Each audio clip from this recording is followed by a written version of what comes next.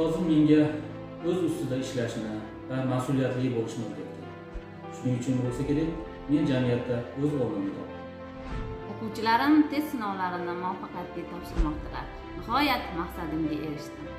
Boisi ustozim menga mehnatsevar, sabr-toqatli bo'lishni o'rgatgan. Birgina so'z zamirida olam ma'no va hurmat mujassam.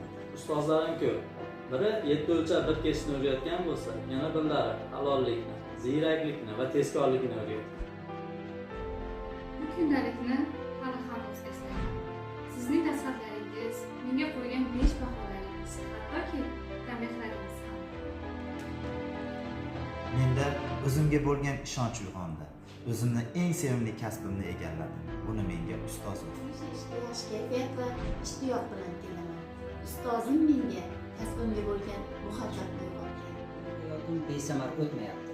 Bunda albatta ustozlarimning hissasi bor. Ustoz, barcha shogirdlaringiz qatorida men ham sizdan umrbod qarzdorman va minnatdorman. Vaqtimizga doim sog' va omon bo'ling. Hayotdagi eng katta ustozim bu mening otajonim Hoshimov Abdumalik Hoshimovичdir. Otajon, men sizni doimo yonimda bo'lishingizni xohlayman. Vaqtimizga sog' omon bo'ling.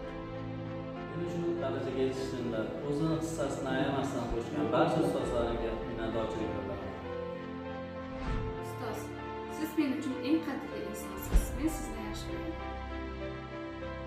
Meni qo'limga il qalam tutkazib yozishni o'rgatgan Dilfuza Nazarova sizga katta rahmat deb qolaman. Yutuqlarimning natijasi bu ustozlarimdir.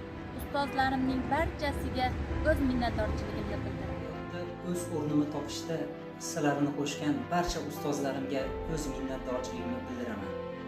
Bayramingiz muborak bo'lsin, aziz ustozlar.